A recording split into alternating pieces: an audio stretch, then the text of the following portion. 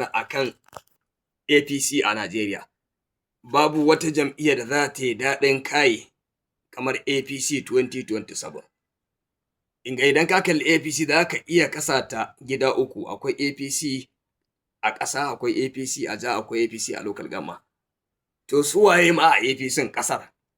In ka kula daga waɗanda ake zargi da ɗaukar nauyin matsalar tsaro, ta'addanci, sai waɗanda ake zargi da satar tiriliyan 210, sai waɗanda ake zargi da cin hanci da raiha da sauransu. Su waye a APC jiha, musamman in mun dubi Kano. Sai waɗanda ake zargi da butulci, sai kuma waɗanda ake zargi da satar biliyan 84.3, sai waɗanda ake zargi da satar biliyan 6 da sauransu.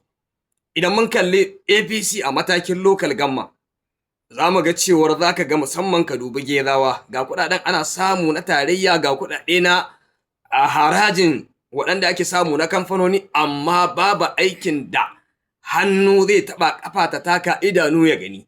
Abubuwan sun yi ƙaranci. Don haka idan mun duba lallai waɗannan su ne za su yi sauƙin kaye 2027. Don haka jama'an Najeriya ku zaɓi jam'iyyarmu ta NDC daga sama har ƙasa, musamman yankina, ga ɗan giwa ga ɗan zaki. Haka zan taƙaita. Subhanaka Allahumma wa bihamdika nashhadu an la ilaha illa anta nastaghfiruka wa natubu ilaika. Assalamu alaikum.